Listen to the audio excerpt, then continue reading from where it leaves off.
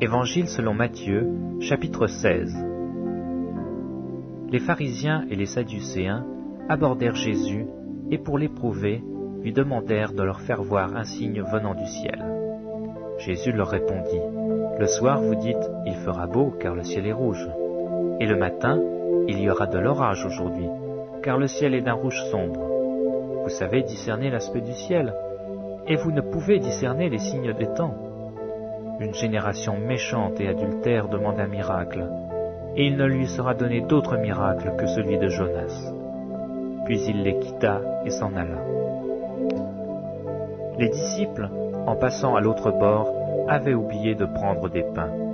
Jésus leur dit, « Gardez-vous avec soin du levain des pharisiens et des sadducéens. » Les disciples raisonnaient en eux-mêmes et disaient, « C'est parce que nous n'avons pas pris de pain. » Jésus, l'ayant connu, dit, « Pourquoi raisonnez-vous en vous-même, gens de peu de foi, sur ce que vous n'avez pas pris de pain? Êtes-vous encore sans intelligence?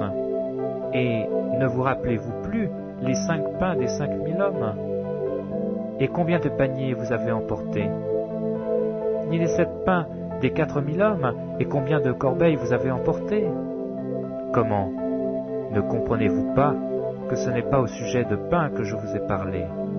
Gardez-vous du levain des pharisiens et des sadducéens. » Alors ils comprirent que ce n'était pas du levain du pain qu'il avait dit de se garder, mais de l'enseignement des pharisiens et des sadducéens. Jésus étant arrivé dans les territoires de Césarée et de Philippe, demanda à ses disciples, « Qui dit-on que je suis, moi, le Fils de l'homme » Ils répondirent, « Les uns disent que tu es Jean-Baptiste, les autres Élie, les autres Jérémie ou l'un des prophètes. » Et vous, leur dit-il, qui dites-vous que je suis?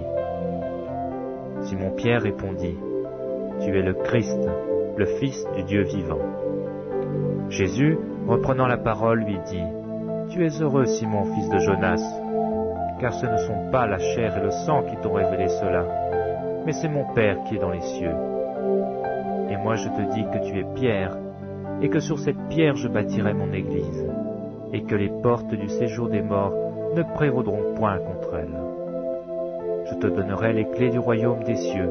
Ce que tu lieras sur la terre sera lié dans les cieux, et ce que tu délieras sur la terre sera délié dans les cieux.